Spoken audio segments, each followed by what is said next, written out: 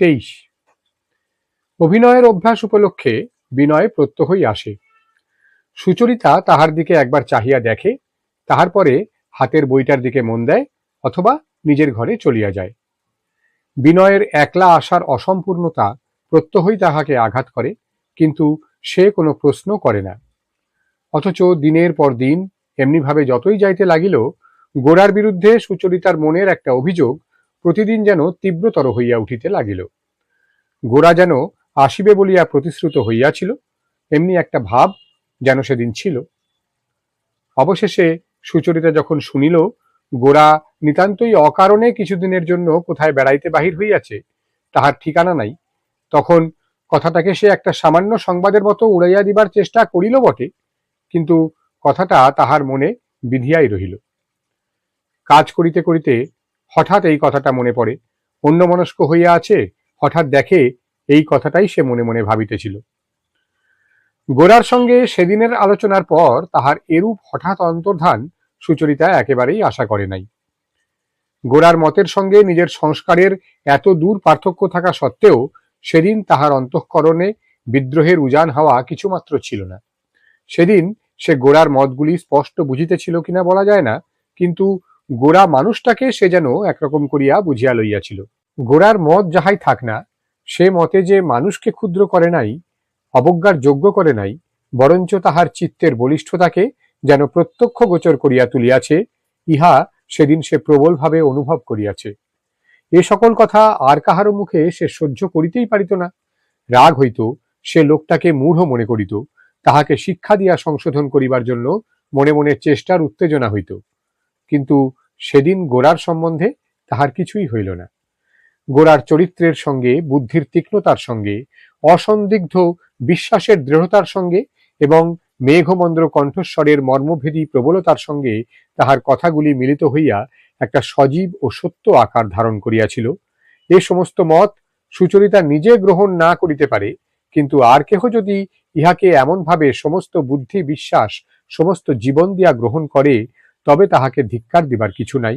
এমনকি বিরুদ্ধ সংস্কার অতিক্রম করিয়াও তাহাকে শ্রদ্ধা করা যাইতে পারে, এই ভাবটা সুচরিতাকে সেদিন সম্পূর্ণ অধিকার করিয়াছিল। মনের এই অবস্থাটা সুচরিতার পক্ষে একেবারে নতুন। মতের পার্থক্য সম্বন্ধে সে অত্যন্ত অসহিষ্ণু ছিল। পরেশবাবুর এক প্রকার নির্লিপ্ত সমাহিত শান্ত জীবনের দৃষ্টান্ত সত্ত্বেও সে সাম্প্রদায়িকতার মধ্যে বাল্যকাল হইতে বেষ্টিত ছিল বলিয়া মত জিনিসটাকে অতিশয় একান্ত করিয়া দেখিত। সেই দিনই প্রথম সে মানুষের মতের সঙ্গে সম্মিলিত করিয়া দেখিয়া একটা যেন সজীব সমগ্র পদার্থের রহস্যময় সত্তা অনুভব করিল। মানব সমাজকে কেবল আমার পক্ষ থেকে এবং অন্য পক্ষ, এই দুই সাদা কালো ভাগে অত্যন্ত বিচ্ছিন্ন করিয়া দেখিবার যে ভেদ দৃষ্টি, তাহাই সেদিন সে ভুলিয়াছিল এবং ভিন্ন মতের মানুষকে মুখ্যভাবে মানুষ বলিয়া এমন করিয়া দেখিতে পাইয়াছিল যে ভিন্ন মতটা তাহার কাছে গৌণ হইয়া গিয়াছিল। সেদিন সুচরিতা অনুভব করিয়াছিল যে তাহার সঙ্গে আলাপ করিতে গোরা একটা আনন্দ বোধ করিতেছে। সে কি কেবলমাত্র নিজের মত প্রকাশ করিবারই আনন্দ? সেই আনন্দ দানে সুচরিতারও কি কোনো হাত ছিল না? হয়তো ছিল না। হয়তো গোরার কাছে কোনো মানুষের কোনো মূল্য নাই, সে নিজের মত এবং উদ্দেশ্য লইয়াই একেবারে সকলের নিকট হইতে সুদূর হইয়া আছে। মানুষেরা তাহার কাছে মত প্রয়োগ করিবার উপলক্ষ মাত্র। সুচরিতা এ কয়দিন বিশেষ করিয়া উপাসনায় মন দিয়াছিল। সে যেন পূর্বের চেয়েও পরেশবাবুকে বেশি করিয়া আশ্রয় করিবার চেষ্টা করিতেছিল। একদিন পরেশবাবু তাহার ঘরে একলা বসিয়া পড়িতেছিলেন, এমন সময় সুচরিতা তাহার কাছে আসিয়া চুপ করিয়া বসিল। পরেশবাবু বই টেবিলের উপর রাখিয়া জিজ্ঞেস করিলেন, কি রাধে?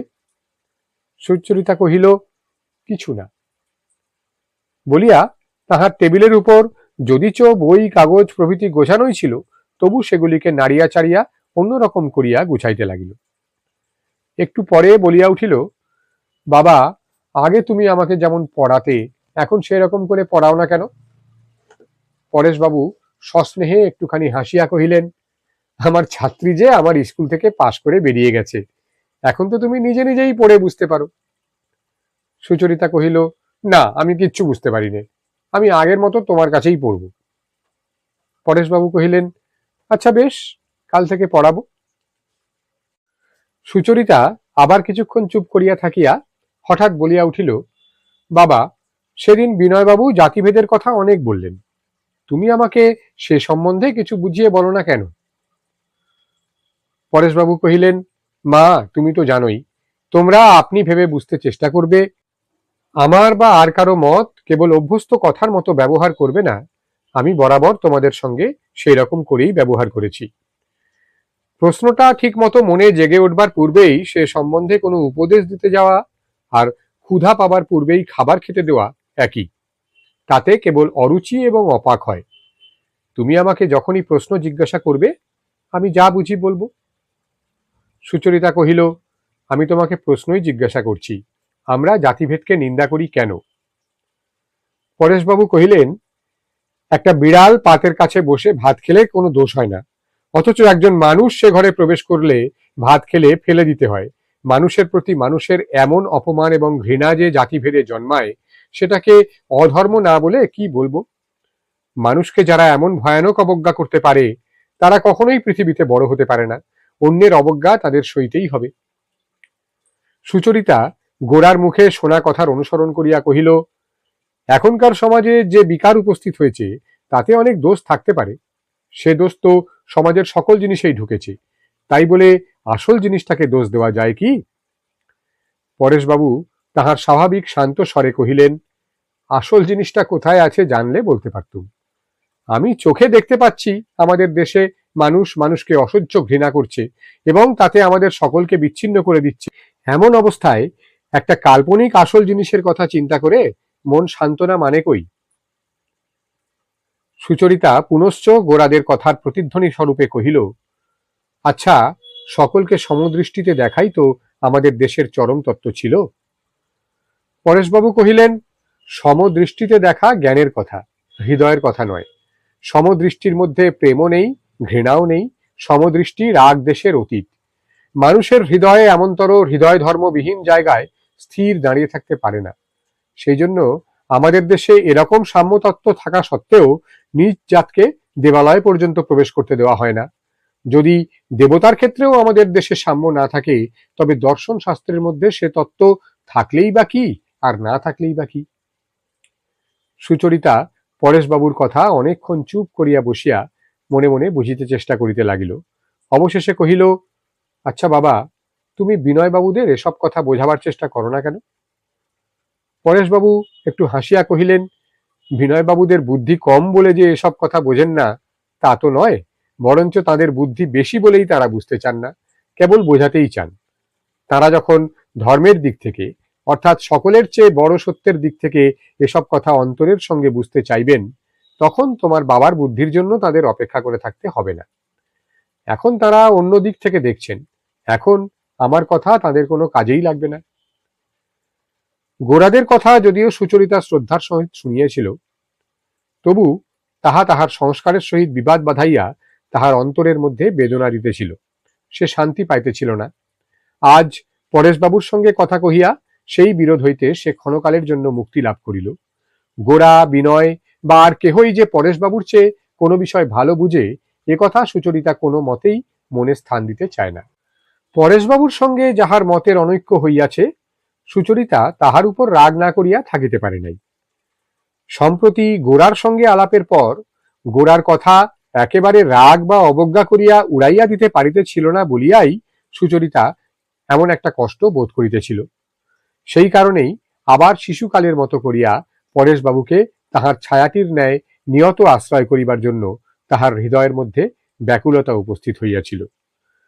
চৌকি হইতে উঠিয়া দরজার পাশ পর্যন্ত গিয়া আবার ফিরিয়া আসিয়া সুচরিতা পরেশবাবুর পিছনে তাহার চৌকির পিঠের উপর হাত রাখিয়া কহিল, বাবা, আজ বিকালে আমাকে নিয়ে উপাসনা করো। পরেশবাবু কহিলেন, আচ্ছা।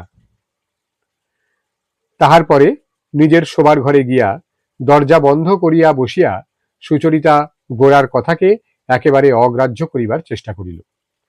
কিন্তু গোরার সেই বুদ্ধি ও বিশ্বাসে উদ্দীপ্ত মুখ তাহার চোখের সম্মুখে জাগিয়া রহিল। তাহার মনে হইতে লাগিল, গোরার কথা শুধু কথা নহে, সে যেন গোরা স্বয়ং।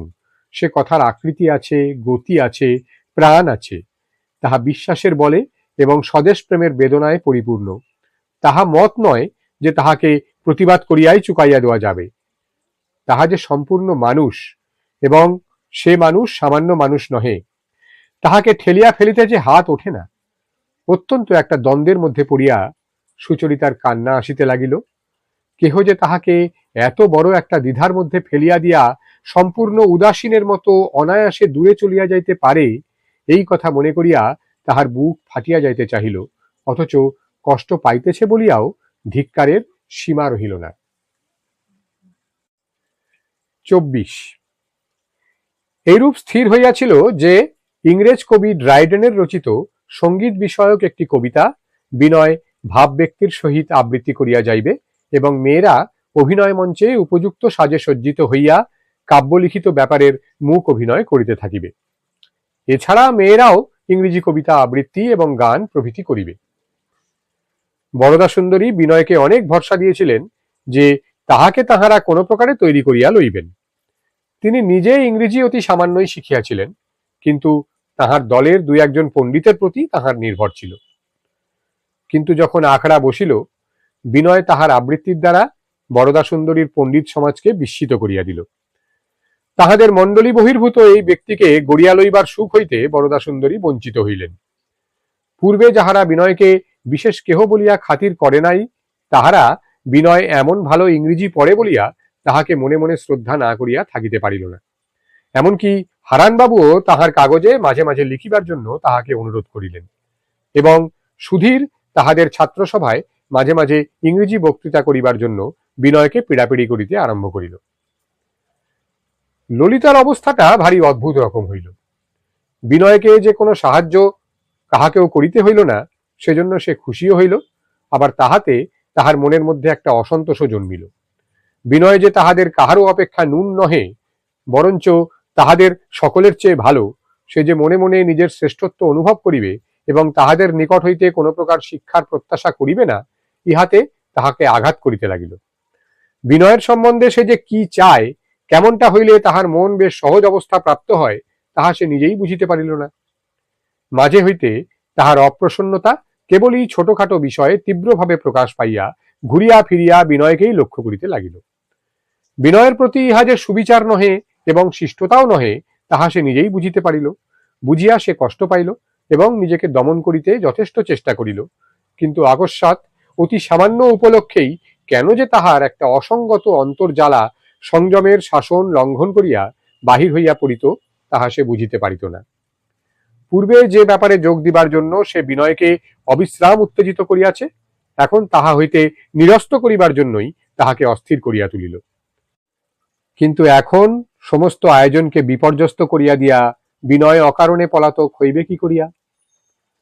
সময়ও আর অধিক নাই, এবং নিজের একটা নতুন নৈপুণ্য আবিষ্কার করিয়া সে নিজেই এই কাজে উৎসাহিত হইয়া উঠিয়াছে।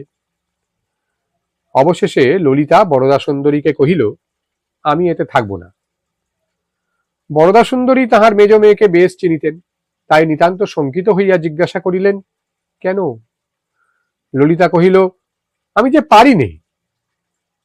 বস্তুত যখন হইতে বিনয়কে আর আনাড়ি বলিয়া গণ্য করিবার উপায় ছিল না, তখন হইতেই ললিতা বিনয়ের সম্মুখে কোনো মতেই আবৃত্তি বা অভিনয় অভ্যাস করিতে চাহিত না। সে বলিত, আমি আপনি আলাদা অভ্যাস করিব। ইহাতে সকলেরই অভ্যাসে বাধা পড়িত, কিন্তু ললিতাকে কিছুতেই পারা গেল না। অবশেষে হার মানিয়া অভ্যাস ক্ষেত্রে ললিতাকে বাদ দিয়াই কাজ চালাইতে হইল।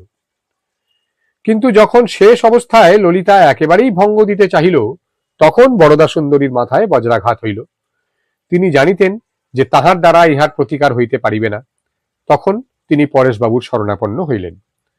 পরেশবাবু সামান্য বিষয়ে কখনোই তাহার মেয়েদের ইচ্ছা অনিচ্ছায় হস্তক্ষেপ করিতেন না, কিন্তু ম্যাজিস্ট্রেটের কাছে তাহারা প্রতিশ্রুত হইয়াছেন, সেই অনুসারে সে পক্ষ আয়োজন করিয়াছেন, সময়ও অত্যন্ত সংকীর্ণ।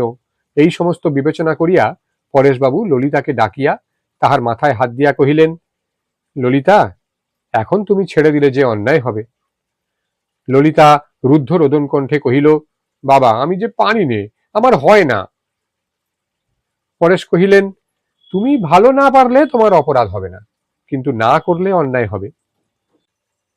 ললিতা মুখ নিচু করিয়া দাঁড়াইয়া রহিল।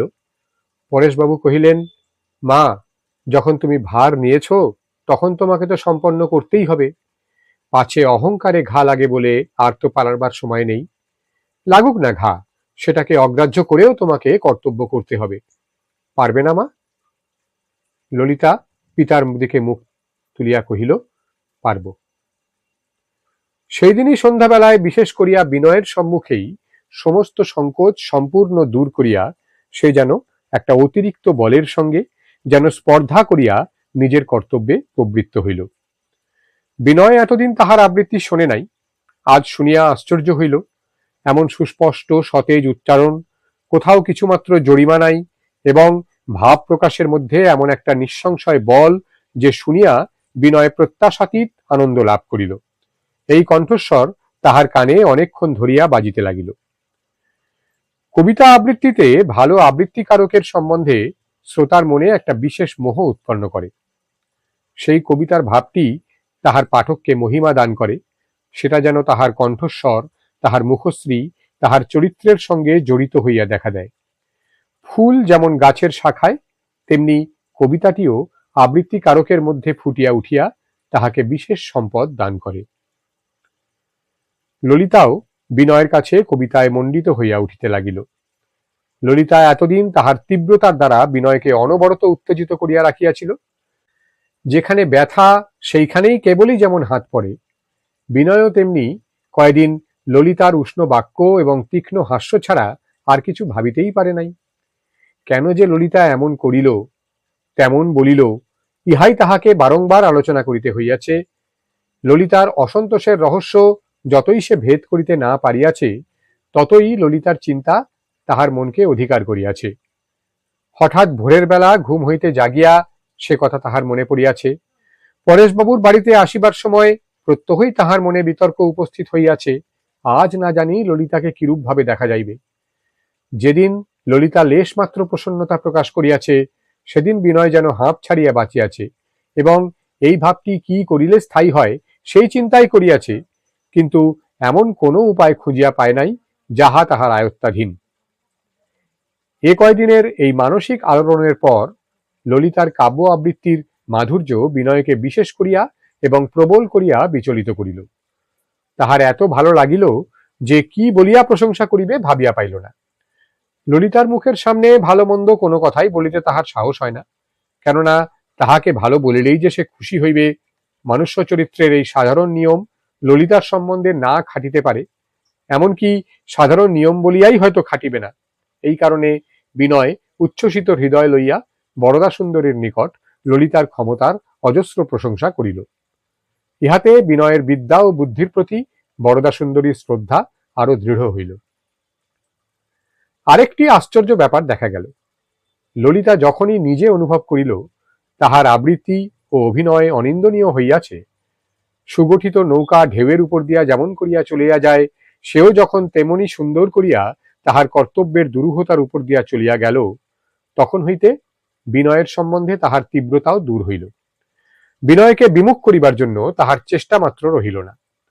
এই কাজটাতে তাহার উৎসাহ বাড়িয়া উঠিল, এবং রিহার্সাল ব্যাপারে বিনয়ের সঙ্গে তাহার যোগ ঘনিষ্ঠ হইল। এমনকি আবৃত্তি অথবা অন্য কিছু সম্বন্ধে বিনয়ের কাছে উপদেশ লইতে তাহার কিছুমাত্র আপত্তি রহিল না। ললিতার এই পরিবর্তনে বিনয়ের বুকের উপর হইতে যেন একটা পাথরের বোঝা নামিয়া গেল। এত আনন্দ হইল যে যখন তখন আনন্দময়ীর কাছে গিয়া বালকের মতো ছেলে মানুষই করিতে লাগিল। সুচরিতার কাছে বসিয়া অনেক কথা বকিবার জন্য তাহার মনের কথা জমিতে থাকিল, কিন্তু আজকাল সুচরিতার সঙ্গে তাহার দেখাই হয় না। সুযোগ পাইলেই ললিতার সঙ্গে আলাপ করিতে বসিত, কিন্তু ললিতার কাছে তাহাকে বিশেষ সাবধান হইয়া কথা বলিতে হইত। ললিতা যে মনে মনে তাহাকে এবং তাহার সকল কথাকে তীক্ষ্ণভাবে বিচার করে, ইহা জানিত বলিয়া ললিতার সম্মুখে তাহার কথা স্রোতে স্বাভাবিক বেগ থাকিত না। ললিতা মাঝে মাঝে বলিত, আপনি যেন বই পড়ে এসে কথা বলছেন, এমন করে কথা বলেন কেন? বিনয় উত্তর করিত, আমি যে এত বয়স পর্যন্ত কেবল বই পড়েই এসেছি, সেই জন্য মনটা ছাপার বইয়ের মতো হয়ে গেছে। ললিতা বলিত, আপনি খুব ভালো করে বলবার চেষ্টা করবেন না, নিজের কথাটা ঠিক করে বলে যাবেন। আপনি এমন চমৎকার করে বলেন যে আমার সন্দেহ হয় আপনি আর কারো কথা ভেবে সাজিয়ে বলছেন। এই কারণে স্বাভাবিক ক্ষমতাবশত একটা কথা বেশ সুসজ্জিত হইয়া বিনয়ের মনে আসিলে ললিতাকে বলিবার চেষ্টা করিয়া বিনয়কে তাহা সাদা করিয়া এবং স্বল্প করিয়া বলিতে হইত।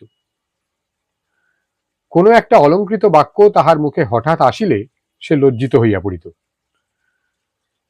ললিতার মনের ভিতর হইতে একটা যেন অকারণ মেঘ কাটিয়া গিয়া তাহার হৃদয় উজ্জ্বল হইয়া উঠিল। বরদা সুন্দরীও তাহার পরিবর্তন দেখিয়া আশ্চর্য হইয়া গেলেন। সে এখন পূর্বের ন্যায় কথায় কথায় আপত্তি প্রকাশ করিয়া বিমুখ হইয়া বসে না, সকল কাজে উৎসাহের সঙ্গে যোগ দেয়। আগামী অভিনয়ের সাজসজ্জা ইত্যাদি সকল বিষয়ে তাহার মনে প্রত্যহ নানা প্রকার নূতন নূতন পরিকল্পনার উদয় হইতে লাগিল। তাহাই লইয়া সে সকলকে অস্থির করিয়া তুলিল। এ সম্বন্ধে বরদা সুন্দরীর উৎসাহ যতই বেশি হোক, তিনি খরচের কথাটাও ভাবেন। সেই জন্য ললিতা যখন অভিনয় ব্যাপারে বিমুখ ছিল, তখনও যেমন তাহার উৎকণ্ঠার কারণ ঘটিয়াছিল, এখন তাহার উৎসাহিত অবস্থাতেও তেমনি তাহার সংকট উপস্থিত হইল। কিন্তু ললিতার উত্তেজিত কল্পনাবৃত্তিকে আঘাত করিতেও সাহস হয় না। যে কাজে সে উৎসাহ বোধ করে, সে কাজের কোথাও লেশমাত্র অসম্পূর্ণতা ঘটিলে সে একেবারে দমিয়া যায়, তাহাতে যোগ দেওয়াই তাহার পক্ষে অসম্ভব হইয়া ওঠে। ললিতা তাহার মনের এই উচ্ছ্বসিত অবস্থায় সুচরিতার কাছে অনেকবার ব্যগ্র হইয়া গিয়াছে। সুচরিতা হাসিয়াছে, কথা কহিয়াছে বটে, কিন্তু ললিতা তাহার মধ্যে বারংবার এমন একটা বাধা অনুভব করিয়াছে যে সে মনে মনে রাগ করিয়া ফিরিয়া আসিয়াছে। একদিন সে পরেশবাবুর কাছে গিয়া কহিল, বাবা, সুচি দিদি যে কোণে বসে বসে বই পড়বে আর আমরা অভিনয় করতে যাব, সে হবে না, ওকেও আমাদের সঙ্গে যোগ দিতে হবে। পরেশবাবুও কয়দিন ভাবিতেছিলেন সুচরিতা তাহার সঙ্গীদের নিকট হইতে কেমন যেন দূরবর্তিনী হইয়া পড়িতেছে। এরূপ অবস্থা তাহার চরিত্রের পক্ষে স্বাস্থ্যকর নহে বলিয়া তিনি আশঙ্কা করিতেছিলেন। ললিতার কথা শুনিয়া আজ তাহার মনে হইল, আমোদে প্রমোদে সকলের সঙ্গে যোগ দিতে না পারিলে সুচরিতার এইরূপ পার্থক্যের ভার প্রশ্রয় পাইয়া যাবে। পরেশবাবু ললিতাকে কহিলেন, তোমার মাকে বলে দেখো গে। ললিতা কহিল, মাকে আমি বলবো, কিন্তু সুচি দিদিকে রাজি করাবার ভার তোমাকে নিতে হবে। পরেশবাবু যখন বলিলেন, তখন সুচরিতা আর আপত্তি করিতে পারিল না। সে আপন কর্তব্য পালন করিতে অগ্রসর হইল। সুচরিতা কোণ হইতে বাহির হইয়া আসিতেই বিনয় তাহার সহিত পূর্বের ন্যায় আলাপ জমাইবার চেষ্টা করিল, কিন্তু এই কয়দিনে কি একটা হইয়াছে, ভালো করিয়া সুচরিতার যেন নাগাল পাইল না। তাহার মুখশ্রীতে, তাহার দৃষ্টিপাতে এমন একটা সুদূরত্ব প্রকাশ পাইতেছে যে তাহার কাছে অগ্রসর হইতে সংকোচ উপস্থিত হয়। পূর্বেও মেলামেশা ও কাজকর্মের মধ্যে সুচরিতার একটা নির্লিপ্ততা ছিল, এখন সেইটে অত্যন্ত পরিস্ফুট হইয়া উঠিয়াছে। সে যে অভিনয় কার্যের অভ্যাসে যোগ দিয়েছিল, তাহার মধ্যেও তাহার স্বাতন্ত্র্য নষ্ট হয় নাই। কাজের জন্য তাহাকে যতটুকু দরকার সেইটুকু সারিয়াই সে চলিয়া যাইত।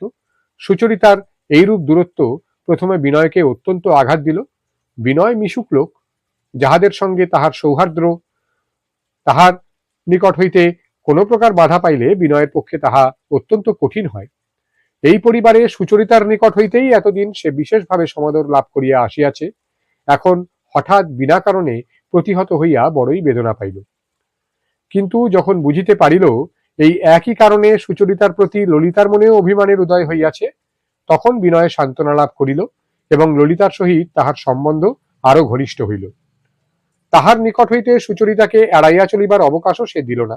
সে আপনিই সুচরিতার নিকট সংস্রব পরিত্যাগ করিল এবং এমনি করিয়া দেখিতে দেখিতে সুচরিতা বিনয়ের নিকট হইতে বহু দূরে চলিয়া গেল। এবারে কয়দিন গোরা উপস্থিত না থাকাতে বিনয় অত্যন্ত অবাধে পরেশবাবুর পরিবারের সঙ্গে সকল রকম করিয়া মিশিয়া যাইতে পারিয়াছিল। বিনয়ের স্বভাব এইরূপ অবারিতভাবে প্রকাশ পাওয়াতে পরেশবাবুর বাড়ির সকলেই একটা বিশেষ তৃপ্তি অনুভব করিল। বিনয় নিজেও এইরূপ বাধামুক্ত স্বাভাবিক অবস্থা লাভ করিয়া যেরূপ আনন্দ পাইল, এমন আর কখনো পায় নাই। তাহাকে যে ইহাদের সকলেরই ভালো লাগিতেছে, ইহাই অনুভব করিয়া তাহার ভালো লাগাইবার শক্তি আরো বাড়িয়া উঠিল। প্রকৃতির এই প্রসারণের সময় নিজেকে স্বতন্ত্র শক্তিতে অনুভব করিবার দিনে বিনয়ের কাছ হইতে সুচরিতা দূরে চলিয়া গেল। এই ক্ষতি, এই আঘাত অন্য সময় হইলে দুঃসহ হইত, কিন্তু এখন সেটা সে সহজেই উত্তীর্ণ হইয়া গেল। আশ্চর্য এই যে ললিতাও সুচরিতার ভাবান্তর উপলক্ষ করিয়া তাহার প্রতি পূর্বের ন্যায় অভিমান প্রকাশ করে নাই। আবৃত্তি ও অভিনয়ের উৎসাহই কি তাহাকে সম্পূর্ণ অধিকার করিয়াছিল? এদিকে সুচরিতাকে অভিনয়ে যোগ দিতে দেখিয়া হঠাৎ হারানবাবুও উৎসাহিত হইয়া উঠিলেন। তিনি প্যারাডাইস লস্ট হইতে একটি অংশ আবৃত্তি করিবেন এবং ড্রাইডেনের কাব্য আবৃত্তির ভূমিকা স্বরূপে সঙ্গীতের মোহিনী শক্তি সম্বন্ধে একটি ক্ষুদ্র বক্তৃতা দেবেন বলিয়া স্বয়ং প্রস্তাব করিলেন। ইহাতে বরদা সুন্দরী মনে মনে অত্যন্ত বিরক্ত হইলেন, ললিতাও সন্তুষ্ট হইল না। হারানবাবু নিজে ম্যাজিস্ট্রেটের সঙ্গে দেখা করিয়া এই প্রস্তাব পূর্বেই পাকা করিয়া আসিয়াছিলেন। ললিতা যখন বলিল ব্যাপারটাকে এত সুদীর্ঘ করিয়া তুলিলে ম্যাজিস্ট্রেট হয়তো আপত্তি করিবেন, তখন হারানবাবু পকেট হইতে ম্যাজিস্ট্রেটের কৃতজ্ঞতা জ্ঞাপক পত্র বাহির করিয়া ললিতার হাতে দিয়া তাহাকে নিরুত্তর করিয়া দিলেন। গোরা বিনা কাজে ভ্রমণে বাহির হইয়াছে, কবে ফিরিবে তাহা কেহ জানিত না। যদিও সুচরিতা এ সম্বন্ধে কোনো কথা মনে স্থান দিবে না ভাবিয়াছিল, তবুও প্রতিদিনই তাহার মনের ভিতরে আশা জন্মিত যে আজ হয়তো গোরা আসিবে। এ আশা কিছুতেই সে মন হইতে দমন করিতে পারিত না। গোরার ঔদাসীন্য এবং নিজের মনের এই অবাধ্যতায় যখন সে নিরতিশয় পীড়াবোধ করিতেছিল, যখন কোনো মতে এই জাল ছিন্ন করিয়া পলায়ন করিবার জন্য তাহার চিত্ত ব্যাকুল হইয়া উঠিয়াছিল, এমন সময় হারানবাবু একদিন বিশেষভাবে ঈশ্বরের নাম করিয়া সুচরিতার সহিত তাহার সম্বন্ধ পাকা করিবার জন্য পরেশবাবুকে পুনর্বার অনুরোধ করিলেন। পরেশবাবু কহিলেন, এখন তো বিবাহের বিলম্ব আছে, এত শীঘ্র আবদ্ধ হওয়া কি ভালো? হারানবাবু কহিলেন, বিবাহের পূর্বে কিছুকাল এই আবদ্ধ অবস্থায় যাপন করা উভয়ের মনের পরিণতির পক্ষে বিশেষ আবশ্যক বলে মনে করি। প্রথম পরিচয় এবং বিবাহের মাঝখানে এরকম একটা আধ্যাত্মিক সম্বন্ধ, যাতে সাংসারিক দায়িত্ব নেই অথচ বন্ধন আছে, এটা বিশেষ উপকারী। পরেশবাবু কহিলেন, আচ্ছা, সুচরিতাকে জিজ্ঞেস করে দেখি। হারানবাবু কহিলেন, তিনি তো পূর্বেই মত দিয়েছেন। হারানবাবুর প্রতি সুচরিতার মনের ভাব সম্বন্ধে পরেশবাবুর এখনো সন্দেহ ছিল, তাই তিনি নিজে সুচরিতাকে ডাকিয়া তাহার নিকট হারানবাবুর প্রস্তাব উপস্থিত করিলেন। সুচরিতা নিজের দ্বিধাগ্রস্ত জীবনকে একটা কোথাও চূড়ান্তভাবে সমর্পণ করিতে পারিলে বাঁচে, তাই সে এমন অবিলম্বে এবং নিশ্চিতভাবে সম্মতি দিল যে পরেশবাবুর সমস্ত সন্দেহ দূর হইয়া গেল। বিবাহের এত পূর্বে আবদ্ধ হওয়া কর্তব্য কিনা তাহা তিনি ভালোরূপ বিবেচনা করিবার জন্য সুচরিতাকে অনুরোধ করিলেন। তৎসত্ত্বেও সুচরিতা এ প্রস্তাবে কিছুমাত্র আপত্তি করিল না। ব্রাউনলো সাহেবের নিমন্ত্রণ সারিয়া আসিয়া একটি বিশেষ দিনে সকলকে ডাকিয়া ভাবী দম্পতির সম্বন্ধ পাকা করা হইবে, এইরূপ স্থির হইল। সুচরিতার ক্ষণকালের জন্য মনে হইল তাহার মন যেন রাহুর গ্রাস হইতে মুক্ত হইয়াছে। সে মনে মনে স্থির করিল, হারানবাবুকে বিবাহ করিয়া ব্রাহ্ম সমাজের কাজে যোগ দিবার জন্য সে মনকে কঠোরভাবে প্রস্তুত করিবে। হারানবাবুর নিকট হইতেই সে প্রত্যহ খানিকটা করিয়া ধর্মতত্ত্ব সম্বন্ধে ইংরেজি বই পড়িয়া তাহারই নির্দেশ মতো চলিতে থাকিবে, এইরূপ সংকল্প করিল। তাহার পক্ষে যাহা দুরূহ, এমনকি অপ্রিয়, তাহাই গ্রহণ করিবার প্রতিজ্ঞা করিয়া সে মনের মধ্যে খুব একটা স্ফীতি অনুভব করিল।